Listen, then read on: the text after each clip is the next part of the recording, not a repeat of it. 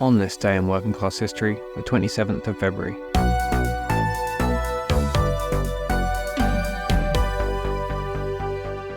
On the 27th of February 1937, the Woolworths sit-down strike of women workers in Detroit began when an organizer with the Waiters and Waitresses Union of Detroit blew a whistle and shouted "strike."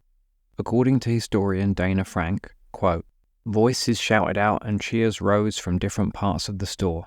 First, the women in the white uniforms at the food counter stopped working.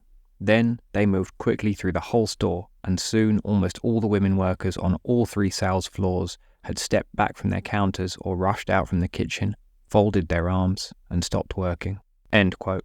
The women demanded union recognition, a maximum 8-hour working day, 40% basic pay increase, overtime pay, subsidized lunches for workers, free uniforms and laundering, and hiring of new workers only through a union hiring hall.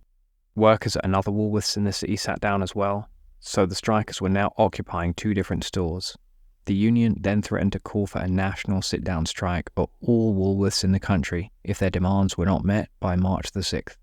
On the 5th of March at 5:30 p.m, management conceded to every demand other than that they only agreed to a 20% basic pay increase rather than 40%.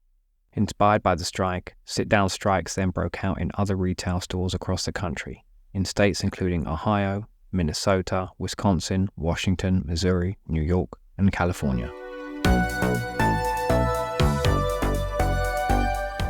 For sources, maps, and all of our anniversaries each day, check out the On This Day section of our Stories app at stories.workingclasshistory.com.